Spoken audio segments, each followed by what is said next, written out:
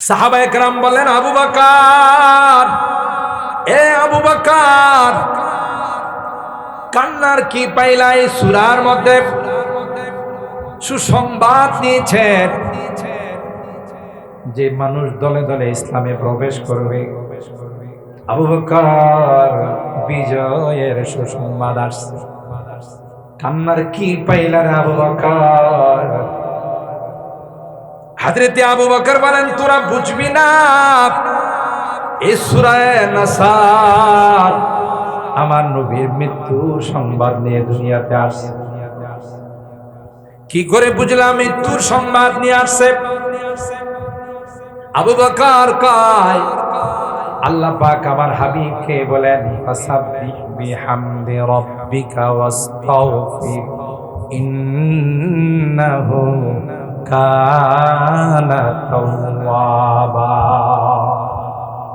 এ নবী, আপনার ডিউটি শেষ। যে দায়িত্ব দিয়ে আপনাকে পৃথিবীর মধ্যে প্রেরণ করেছিলাম, নবুয়তির দায়িত্ব দিয়ে প্রেরণ করেছিলাম, নবী আমার, আপনার দায়িত্ব আপনি কমপ্লিট করে ফেলছেন। আমিও কোরআনে ডিক্লার দিয়ে দিলাম, আল-ইয়াউমা আকমালতু লাকুম দীনাকুম ওয়া আতমামতু আলাইকুম নি'মাতি ওয়া রাদিতু লাকুমুল ইসলাম দীনা। যেহেতু নবীর কোনো দায়িত্ব নাই, নবুয়তির দায়িত্ব কমপ্লিট হয়ে গেছে, নবুয়তির দায়িত্ব শেষ হয়ে গেছে, তাই আল্লাহ পাক নবীকে বললেন, আপনি এখন তাসবিহ আর তাহলিলের মধ্যে থাকেন। তার মানে হলো আর বেশি দিন নাই রে, নবী কিছু দিনের মধ্যেই আমাদের থেকে চিরবিদায় নিয়ে চলে যাবে।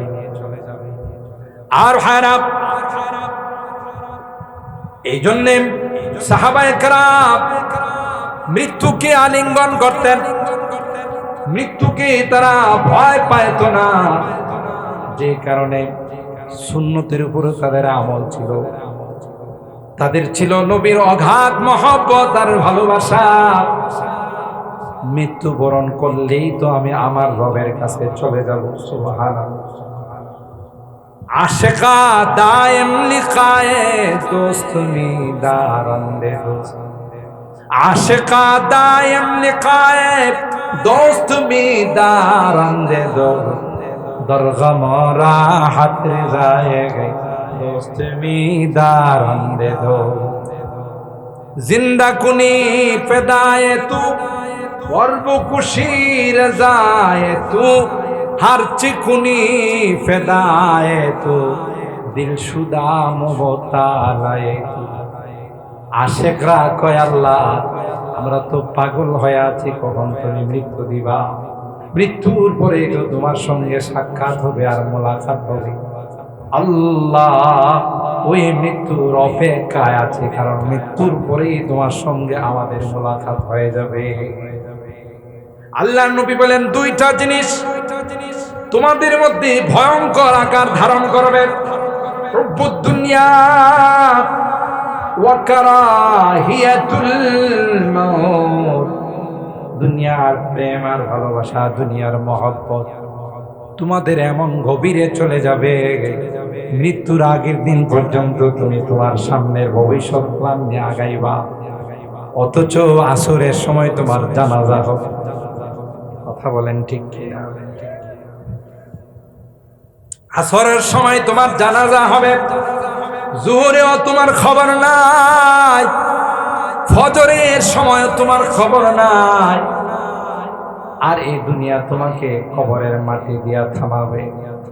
এই জন্যে কোরআনে বারবার আল্লাহ তাআলা বলেন, দুনিয়া যেন তোমাদেরকে ধোঁকা না দে, ফালা তাগুররান্নাকুমুল হায়াতুদ দুনিয়া ওয়ালা ইয়াগুররান্নাকুম বিল্লাহিল গারুর। আল্লাহ কোরআনে বলেন, ওয়াতাসিমু বিহাবলিল্লাহি জামিআ, সকলে মিলে আল্লাহর রজ্জুকে মজবুত করে ধরে রাখো। আল্লাহর রজ্জুকে, কোরআনকে ছেড়ে দিবা, বিজাতিরা তোমাদেরকে নিয়ে ফুটবল খেলবে। কথা বলেন ঠিক কিনা? ওয়া জামানা मुअज़्ज़ज़ थे आमिले क़ुरआ होकर, हम खारो ज़लील हुए हैं तारिके क़ुरआ होकर।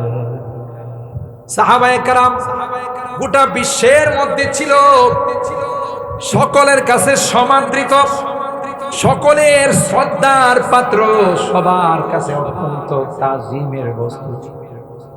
কেন ছিল? কেন ছিল? তারা ছিল কোরআনের প্রেমিক। জোরে বলেন ঠিক কিনা? আর তোমাদের কেন এই বেইজ্জতি, অপমান আর লাঞ্ছনা? কারণ একটাই, সেটা হলো তোমাদের মধ্যে কোরআন নাই। কোরআনের মহব্বত আর ভালোবাসা তোমাদের মধ্যে নাই। তোমরা কোরআনকে যখন ছেড়ে দিয়েছ, তখন থেকে তোমাদের অপমান অবধারিত হয়ে গেছে। ওয়া জামানা মুআজ্জাজ থে আমেলে क़ुरआ होकर, हम खारो ज़लील हुए हैं तारिके क़ुरआ होकर। আমাদের এই অপমান আর লাঞ্ছনার কারণ একটাই, কোরআন থেকে আমরা দূরে সরে গেছি। ওয়ালা তাফাররাকু, আল্লাহ বলেন ফিরকা বন্দী হয় না, গ্রুপিং যেন তোমাদের মধ্যে না হয়। আল্লাহ বলেন এ মুসলমান, ওয়াজকুরু নি'মাতাল্লাহি আলাইকুম ইয কুনতুম আ'দা ফাআল্লাফা বাইনা কুলুবিকুম ফাআসবাহতুম বিনি'মাতিহি ইখওয়ানা। যদিও এই আয়াত আউস আর খাজরাজ সম্পর্কে নাযিল হয়েছে, উলামায়ে কেরাম জানেন আল ইবরাতু বিউমুমিন নাস বিউমুমিন নুসুস লা বিখুসুসিল মাওয়ারিদ। কোরআনের শব্দ বলে তোমরা একটা সময় জাহান্নামের কিনারায় ছিলে, জাহান্নামে মৃত্যুবরণ করলে তোমরা চলে যাবে।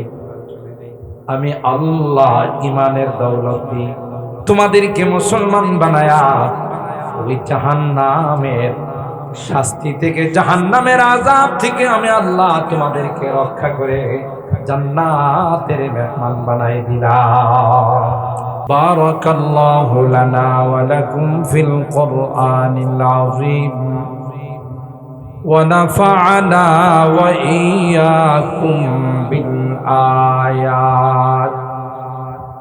বিল আয়াতি ওয়াদ যিকরিল হাকীম। সাদাকাল্লাহুল আযীম ওয়া সাদাকা রাসূলুহুন নাবিয়্যুল কারীম ওয়া নাহনু আলা যালিকা লামিনাশ শাহিদিনা ওয়াশ শাকিরিন والحمد لله رب العالمين। সকলে মহব্বতের সাথে দুরূদ শরীফ। আল্লাহুম্মা সাল্লি আলা মুহাম্মাদিন ওয়া আলা আলি মুহাম্মাদ কামা সাল্লাইতা আলা ইব্রাহিম وعلى آل إبراهيم إنك حميد مجيد. اللهم بارك على محمد وعلى آل محمد كما باركت على إبراهيم وعلى آل إبراهيم إنك حميد مجيد.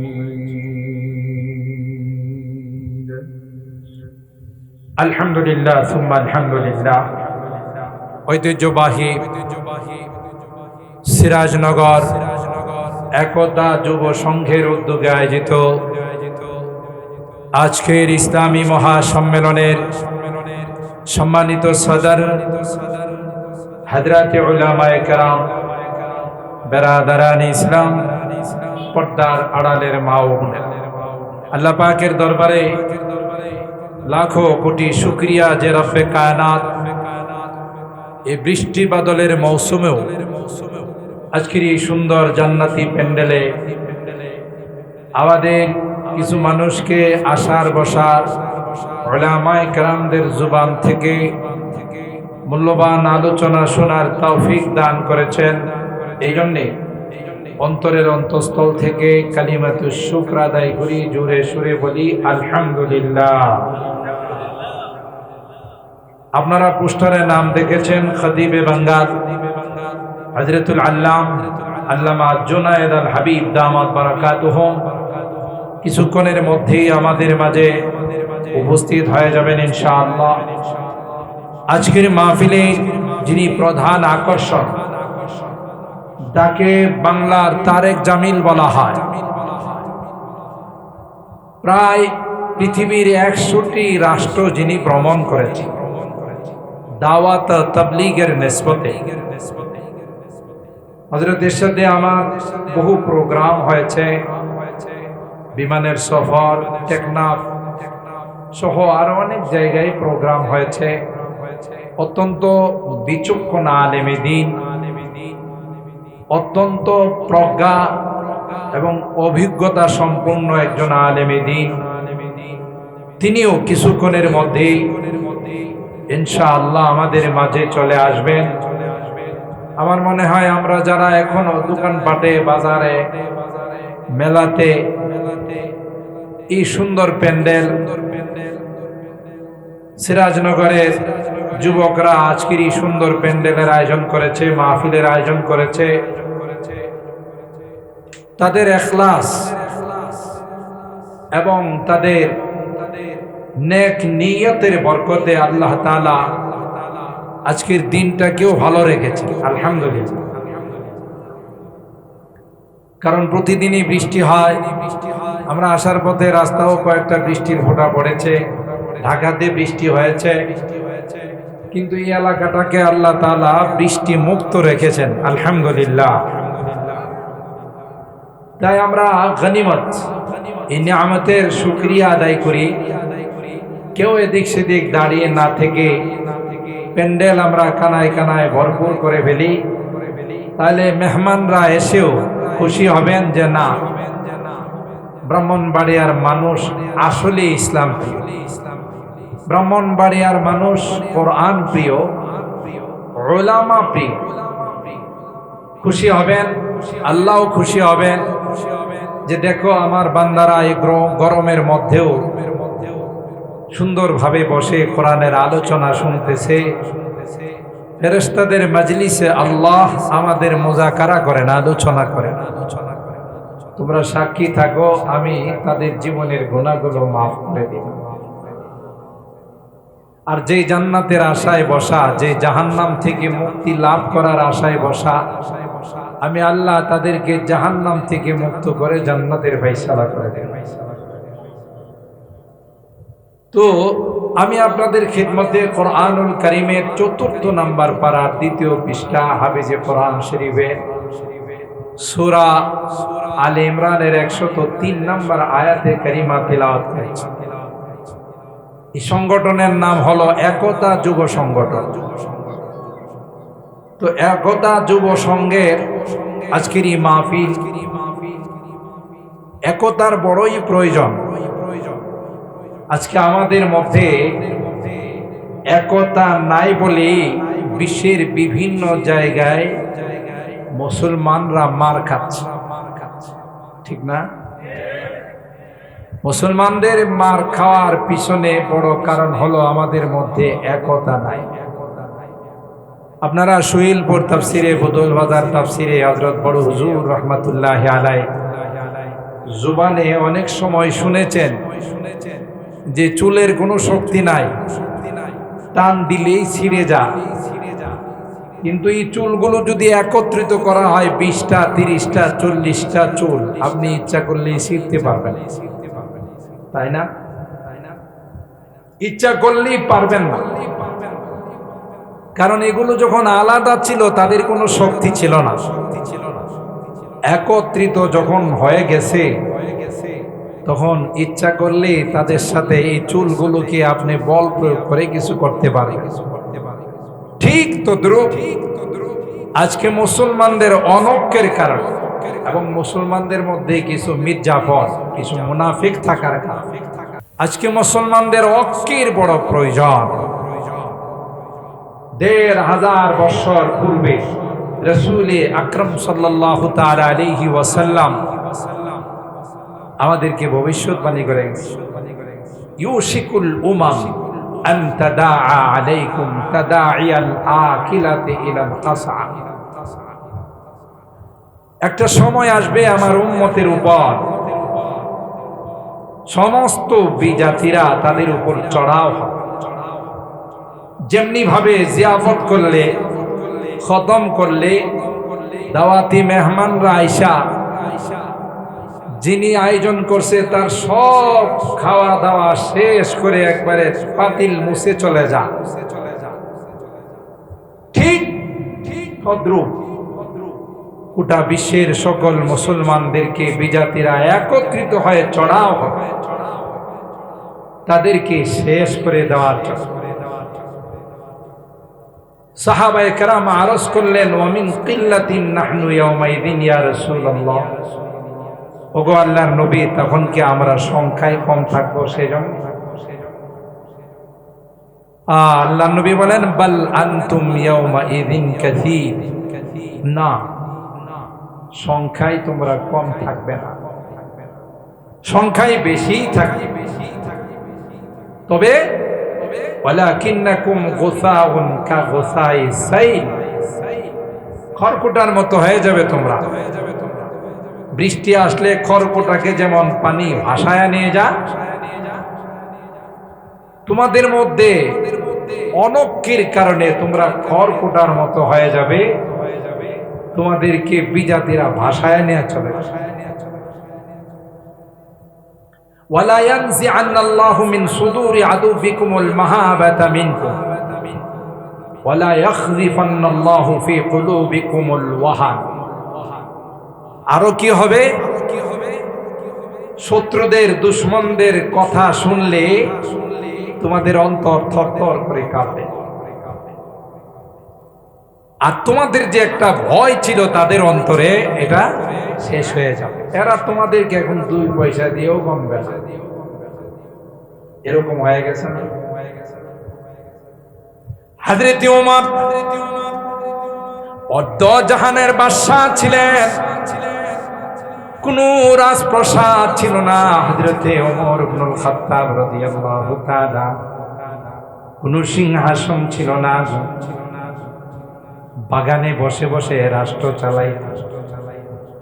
সুদূর চায়না থেকে, চায়নার প্রেসিডেন্ট যখন হযরত ওমরের নাম শুনতো, থরথর করে কাঁপতে থাকতো। না জানে ওমর কত বড় শক্তির মানুষ। 2 জন দূত পাঠাইলাম, দেখে আসো ওমরের সিংহাসন কত বড়, ওমরের সোলজার কত বেশি। এরা সফর করে আসলো, আমিরুল মুমিনিন হযরত ওমরকে তালাশ করে পায় না, রাজপ্রাসাদ পায় না, সিংহাসন তালাশ করে পায় না। একজন সাহাবীকে জিজ্ঞাসা করলো, এভাবে তোমাদের আমিরুল মুমিনিনের রাজপ্রাসাদটা কোথায়? রাজভবন, গণভবনটা কোথায়? সিংহাসনটা কোথায়? কই না, না, তার কোনো সিংহাসন নাই, তার কোনো রাজপ্রাসাদ নাই। তাইলে তিনি কোথায় বসে রাষ্ট্র চালায়? সাহাবী বললেন, আসো, যদি দেখতে চাও আমাদের আমিরুল মুমিনিনকে দেখে যাও। বাগানের এক কোনায় বসা, দূরের থেকে ইশারা করে কয়, ওই যে দেখা যায় তিনি হলেন আমিরুল মুমিনিন ওমর ইবনুল খাত্তাব। বাগানে 2 কদম ঢুকায় আবার 2 কদম পিছনে নিয়ে যায়, সামনে যাওয়ার সাহস পায় না। সাহাবী কয়, কি ব্যাপার, সামনে কেন যাও না? কো ভাই, কেমন যেন ভয় লাগতেছে। তার সামনে যাওয়ার সাহস হচ্ছে না, অন্তরে কেমন যেন ভয়ভীতি অনুভব হচ্ছে, তাই সামনে যাওয়ার জন্য অগ্রসর হচ্ছে। আল্লাহ ইমানদারদেরকে ডাক দিয়া কয়, তোমাদের ভিতরে এমন এক জিনিস আমি আল্লাহ দিয়েছি, তোমরা যদি সঠিক করতে চলো রে, বিজেরাত বিজাতিরা তোমাদের মিসওয়াক দেখে তারা ময়দান ছেড়ে পালাবে। আমিরুল মুমিনিন, আমিরুল জিহাদ, জিহাদের আমির বললেন, কয়েকদিন হয়ে গেল যুদ্ধ হচ্ছে কিন্তু বিজয় আসতেছে না, ফাঁকা। মনে হয় আমাদের থেকে কোন একটি শূন্য ছাড়া পড়ে গেছে। সুবহানাল্লাহ। হযরত বড় হুজুর সহিলপুর তাফসীর মাহফিলে আসতেন, আমি তখন ছাত্র। এই আল্লাহর বান্দাকে কখনো দেখা যায় নাই যে ওযু করছে, সেই বাসার থেকে ওযু করে তাফসীর মাহফিলে আসতেন। যতক্ষণ পর্যন্ত তাফসীর মাহফিলে থাকতেন কোনদিন ওযু করতে দেখা যায় না। একদিন কোনো কারণে ওযু করতে বসলেন, পকেটে হাত দিয়ে কি যেন হারাই গেছে, আফসোস করে বলতেছেন, ইন্না লিল্লাহি ওয়া ইন্না ইলাইহি রাজিউন।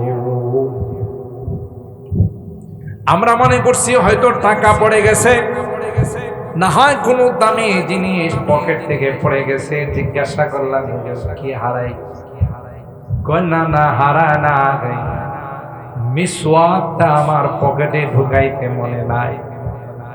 মিসওয়াক করা ছাড়া আমি ওযু করব আর এই ওযু দিয়ে কথা বলবো, আমার একটা কথাও আজকে মানুষের মধ্যে আসর করবে না। আল্লাহু আকবার। এক একটা কথা গুলির মতো, এক একটা নসিহত মানুষের কলবের মধ্যে এমন ভাবে ঢুকে যাইতো। আমরা দেখেছি যে মানুষগুলো একসময় জোয়ারি ছিল, যে মানুষগুলো একসময় চুরি ডাকাতি করত, যে মানুষগুলো নামাজ পড়তো না, আল্লাহর ওলির কথাগুলো তাদের দিলের মধ্যে এমন ভাবে আঘাত করতো, এমন ভাবে যায় বিঘ্ন। পরবর্তীতে দেখা গেছে তাদের চেহারার মধ্যে দাড়ি চলে আসছে, 5 ওয়াক্ত নামাজ তাদের থেকে কোনোদিন মিস হয় না। রাগ করবেন না, এখন যেই পরিমাণে মাহফিল হয়, যেই পরিমাণে তাফসীর হয়, তখন কিন্তু এত বেশি তাফসীর হতো না, এত মাহফিল হতো না। কিন্তু আমার অভিজ্ঞতার আলোকে আমি বলি, যত পরিমাণে যেই বেশি তাফসীর মাহফিল হচ্ছে, ওয়াজ হচ্ছে, কিন্তু সেই পরিমাণে মানুষের মধ্যে আমল নাই। কথা কি ঠিক বললাম? আগে যেমন ছিল এখনো সেরকম। আগে মিথ্যা কথা বলতো, এখনো মিথ্যা কথা কয়। আগে প্রতারণা করতো, এখনো প্রতারণা করে। আগে মানুষের জায়গা দখল করতো, এখনো খাই। কোরআনের মাহফিল দিলের মধ্যে আসর করে না, কারণ আমরা যারা কথা বলি আমাদের মধ্যেও আমল নাই। আল্লাহ মাফ করুন, আমাদের মধ্যে ঢুকে গেছে টাকার লোভ। আমার এক উস্তাদ, আমি যখন বয়ানের মাঠে নামি, এখনো আছেন, আমি বললাম, হুজুর মানুষ তো কয় বয়ান করার জন্য, আমি বয়ানের মাঠে নামবো কিনা? বললেন, 2 শর্তে বয়ান করতে পারো যদি বয়ান করার ইচ্ছা থাকে। 1 নাম্বার হলো টাকার প্রতি লোভ করবা না। যেদিন টাকার প্রতি লোভ করবা সেদিন তোমার কথা মানুষের কাজে লাগবে না। ব্রাহ্মণবাড়িয়া থেকে অনেক সময় মাহফিল করে যায়, আপনারা রাগ করেন না, বিশ্বাস করবেন না, আমার পকেট থেকে 2000 টাকা দিয়ে তেল নিতে হয়, কিন্তু কোনোদিন কথা কাহারো কাছে প্রকাশ করি না। কারণ যেদিন টাকা চাইবো সেদিন থেকে আর কথার মধ্যে কোনো নূর থাকবে না। দুই নাম্বার শর্ত ছিল হাদিস পড়াও, মাদ্রাসায় পড়াও, ওইটা কোনোদিন বাদ দিবা না। ওইটাকে আসল রাইকা যতটুকু পারো বাহিরে দিনের খেদমত করবা। এখন আমাদের মধ্যে এখলাস না, অনেকে আছে চুক্তি করে এত টাকা না দিলে যাব না। আমাকেও অনেকে ফোন দিয়া হুজুর আপনার ডিমান্ড কত? আমি বলে আমার ডিমান্ড যেহেতু বলছেন 2 লাখ। হুজুর এত টাকা? আমি যেহেতু ডিমান্ড বলছেন আমার চাইতে হবে, কম সম চাইলাম 2 লাখ দিবেন। হুজুর এত তো দিতে পারবো না। তাহলে বলেন এত দর কষাকষি হোক, কত দিতে পারবো? 1.5 লাখ দিতে পারবে না? এত তো দিতে পারবো না। তাহলে জিজ্ঞাসা করলেন দিতেই পারবেন না তো জিজ্ঞাসা করবেন। এটা একটা ব্যাপক মহামারী হয়ে গেছে। ছোট ছোট বাচ্চাগুলো বয়ান করে, এরা কন্টাক্ট করে বয়ানে যায়, এই জন্য কোন রকমের আসর হয় না। কথা এ খতিবে বাঙ্গাল কতদিন যাবৎ মাঠে আছে, আজ পর্যন্ত আমি দেখি নাই কোথাও টাকা পয়সা নিয়ে কোনো বার্গেনিং। কথা বলেন ঠিক কিনা? কারণ এরা বড়দের সোহবত পাইছে। হযরত বড় হুজুর রাহমাতুল্লাহ আলাইহির ছাত্র হযরত হাফিজির জুতা টানছে, এমনি আল্লাহ এত বড় বানায় না। হযরত শাইখুল হাদিস রাহমাতুল্লাহ আলাইহির সাথে ছিলেন, কোনদিন চাইতে আমি অন্তত পক্ষে দেখি নাই। আমাদের আকাবেররা হযরত বড় হুজুর রাহমাতুল্লাহ আলাইহি শুইলপুর তাফসীর মাঠে তাফসীর শেষে যা দিত, এত টাকা দিয়ে আমি কি করবো, অর্ধেক তাফসীর মাঠে আবার দিয়ে যাই। সুবহানাল্লাহ কইবেন না? এমনি কি ওনাদের কথায় মানুষ হেদায়েত পাইছে? এখন মাহফিল কর্তৃপক্ষ যারা আছেন, আপনারও রাগ করেন না, এটা আমার অভিজ্ঞতার আলোকে বলতেছে। আমরা যারাই মাহফিল করি, মসজিদ হোক, মাদ্রাসা হোক, যুবকদের উদ্যোগে হোক, কবরস্থানের উদ্যোগে হোক, এদেরও একটা টার্গেট থাকে যে যত বেশি কালেকশন করা যায়। দরকার মসজিদ চালানোর জন্য, মাদ্রাসা চালানোর জন্য দরকার হয়, কিন্তু টার্গেটটা যখন এটা থাকে তখন এই কথার মানুষের উপর আসর করে। বক্তার কথা আসর হয় না, শ্রোতারা আসে। আমাদের এদিকে তো মেলার সংখ্যা এখন কম, বিভিন্ন জায়গাতে গেলে 2 কিলোমিটার পর্যন্ত শুধু মেলাই চলে। শ্রোতারা অনেকে আসে যে একটা বাৎসরিক মাহফিল হচ্ছে, মেলাতে অনেক কিছু পাওয়া যাবে, শ্বশুর বাড়িতে দাওয়াত দিছে, দাওয়াতও ভালো করে খাওয়া যাবে।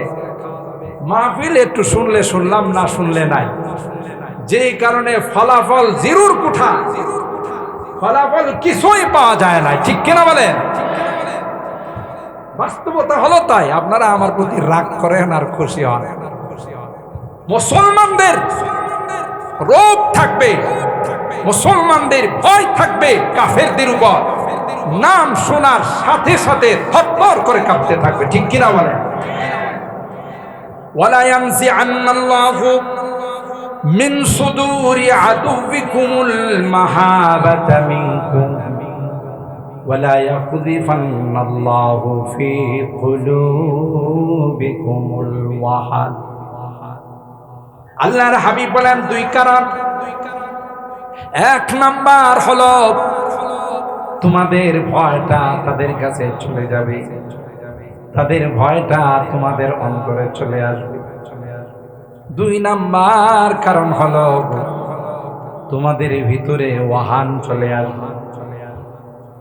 সাহাবায়ে কেরাম আরজ করলেন, ওয়ামাল ওয়াহনু ইয়া রাসূলুল্লাহ, ওগো আল্লাহর পয়গম্বর, ওয়াহান কি জিনিস বুঝলাম না, ভালো করে শুনে রাখুন। আল্লাহর হাবিব কয়, হুব্বুদ দুনিয়া ওয়া কারাহিয়াতুল মাউত।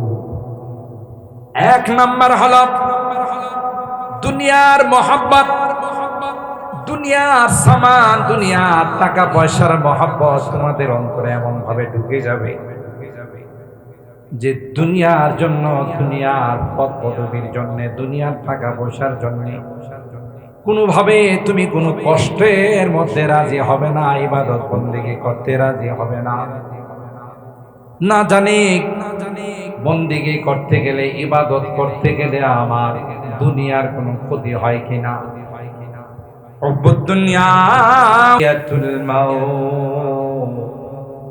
মৃত্যুকে তোমরা এমন ভাবে ভয় পাবে, মৃত্যুর কথা শুনলে নিরাপদ দূরত্ব বজায় রাখবে, মৃত্যুকে তোমরা কখনো আলিঙ্গন করবে না।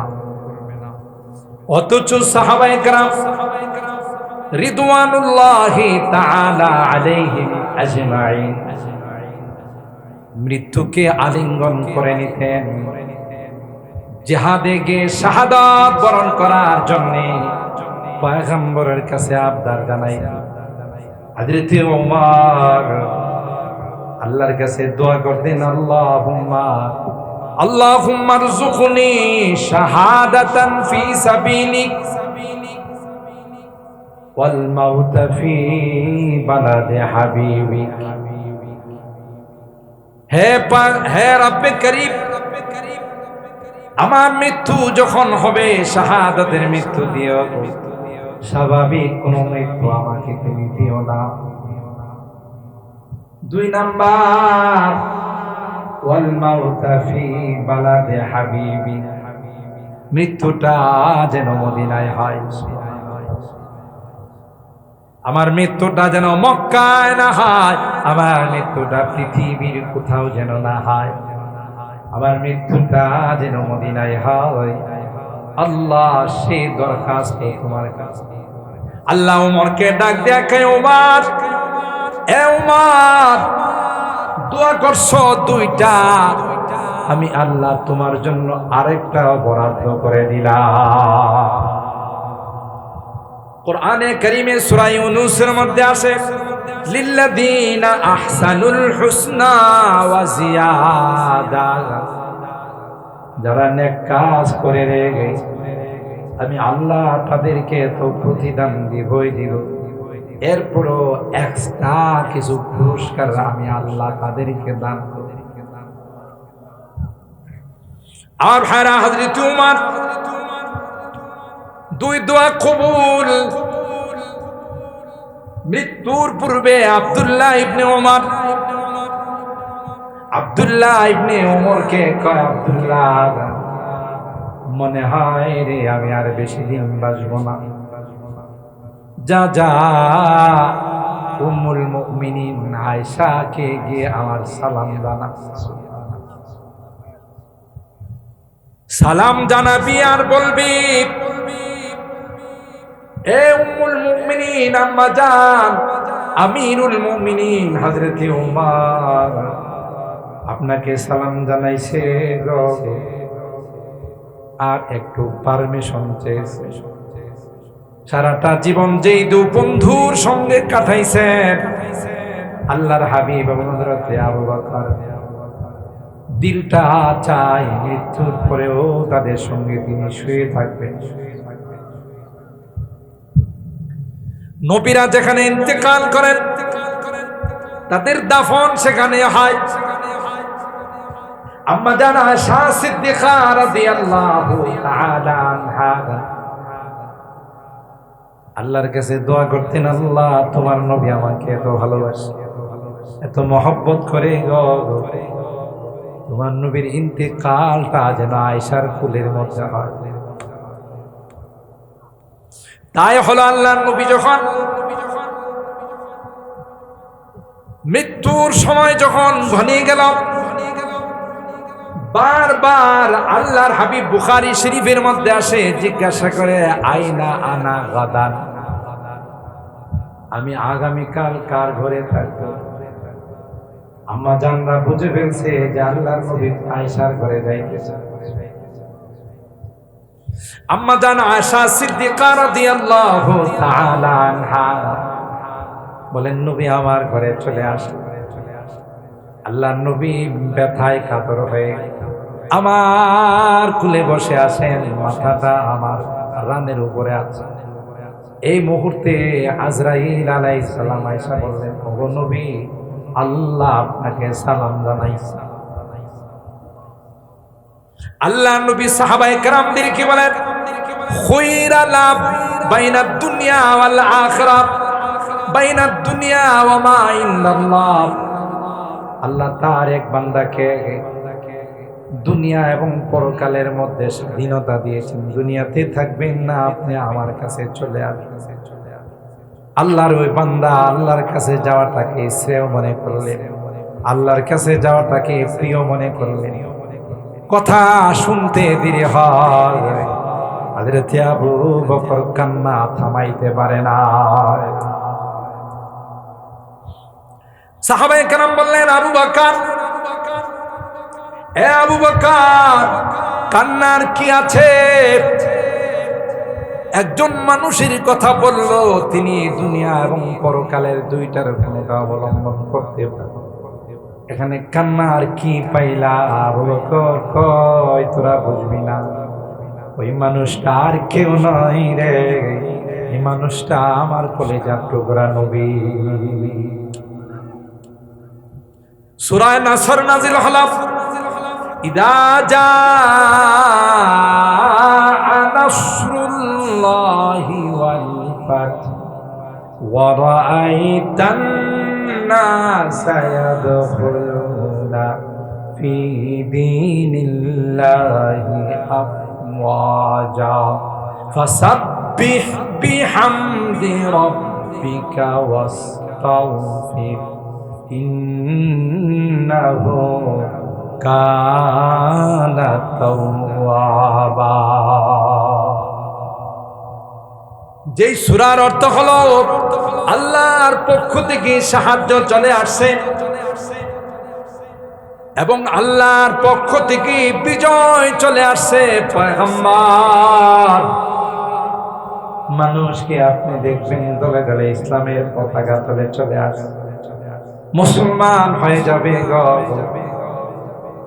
আপনার কাজ হলো আপনি শুধু আল্লাহর প্রশংসা করুন, আল্লাহর তাসবিহ তাহলিল পবিত্রতা বর্ণনা করুন, আল্লাহর কাছে আপনি ক্ষমা চান। এই সূরা নাযিল হতে দেরি হয়, হযরতে সিদ্দিক আকবর মসজিদের কোনায় যায় বাচ্চার মতো কান্না শুরু করে দিলেন। সুবহানাল্লাহ।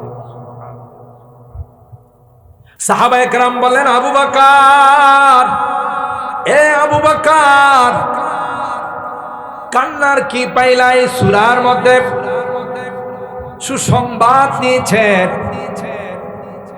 যে মানুষ দলে দলে ইসলামে প্রবেশ করবে।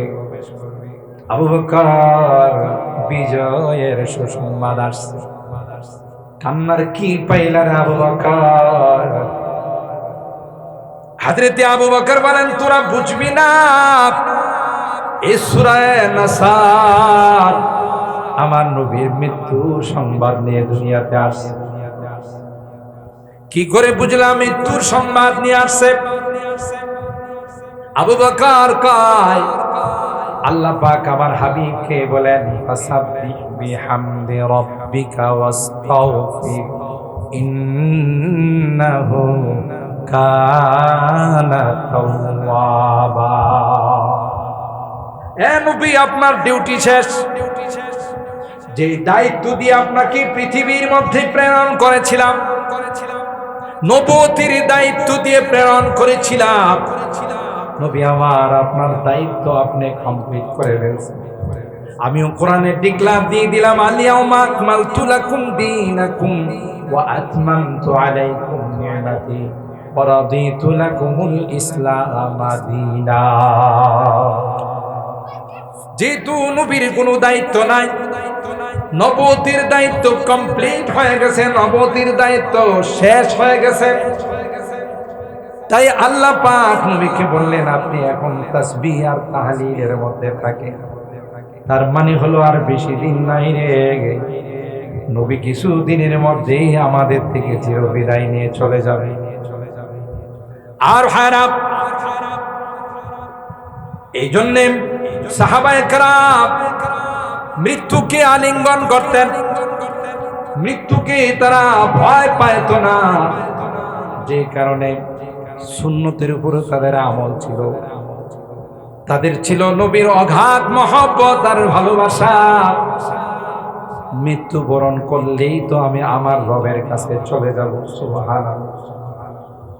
आशिका दायम लिखाए दोस्त में दारंदे दोस्त आशिका दायम लिखाए दोस्त में दारंदे दो दरगम राहत जाएगा दोस्त में दारंदे दो जिंदा कुनी फिदाए तू वर्ब कुशीर जाए तू हर चिकुनी फिदाए तू दिल शुदा मुबतालाए तू आशिकरा कय আল্লাহ আমরা তো পাগল হয়ে আছি কখন তুমি মৃত্যু দিবা মৃত্যুর পরে তো তোমার সঙ্গে সাক্ষাৎ হবে আর মোলাকাত হবে আল্লাহ ওই মৃত্যুর অপেক্ষায় আছে কারণ মৃত্যুর পরেই তোমার সঙ্গে আমাদের মোলাকাত হয়ে যাবে আল্লাহর নবী বলেন দুইটা জিনিস তোমাদের মধ্যে ভয়ঙ্কর আকার ধারণ করবে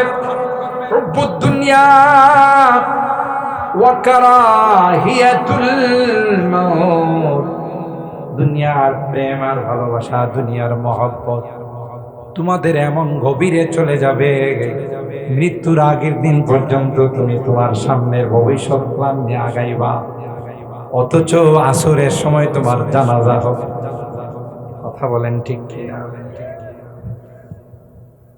আসরের সময় তোমার জানাজা হবে জোহরেও তোমার খবর নাই ফজরের সময় তোমার খবর নাই আর এই দুনিয়া তোমাকে কবরের মাটি দিয়া থামাবে এই জন্যে কোরআনে বারবার আল্লাহ তাআলা বলেন দুনিয়া যেন তোমাদেরকে ধোঁকা না দে ফালা তাগুররান্নাকুমুল হায়াতুদ দুনিয়া ওয়ালা ইয়াগুররান্নাকুম বিল্লাহিল গারুর দুনিয়া যেন তোমাকে ধোঁকা দেয় জাহান্নামের ইন্ধন আর জাহান্নামের লাকড়ি বানায়া তোমাকে নিয়ে না যায় সতর্ক থাকতে হবে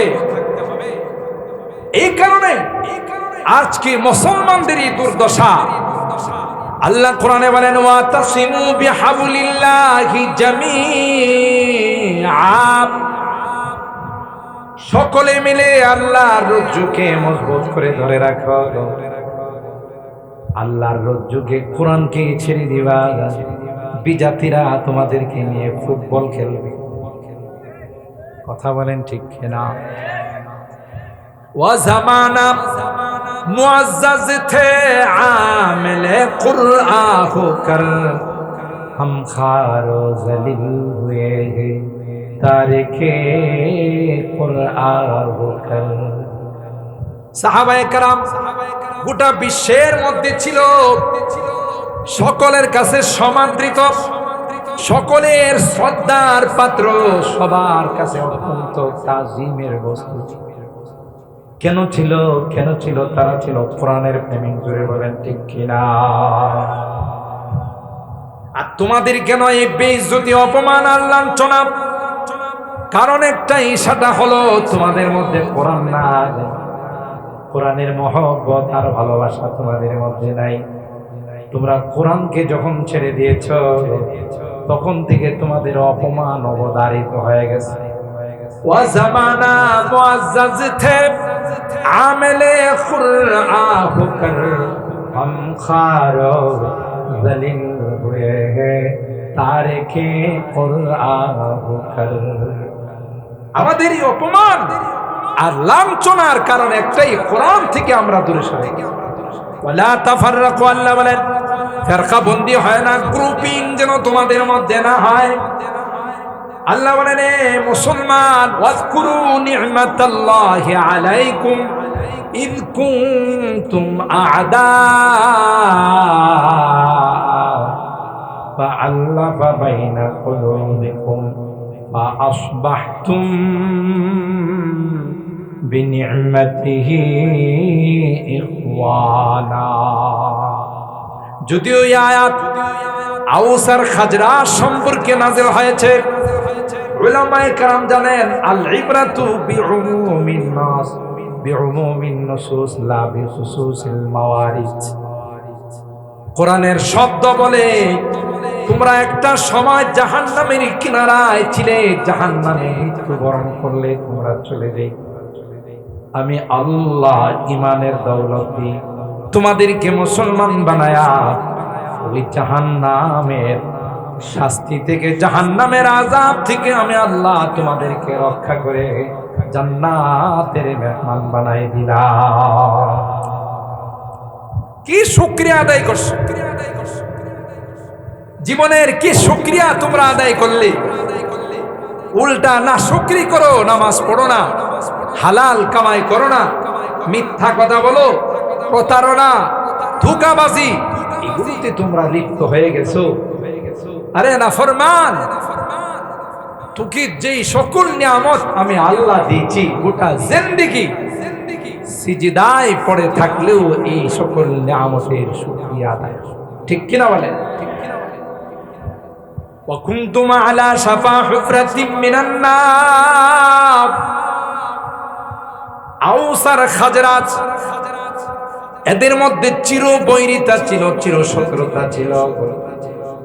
এমনকি তাফসীরের কিতাবের মধ্যে আসে, কেউ যখন মারা যাইতো তার সন্তানদেরকে ওসিয়ত করে দিত, আমি প্রতিশোধ নিতে পারলাম না, তোরা যদি আমার সন্তান হয়ে থাকো তাইলে প্রতিশোধরা নিও।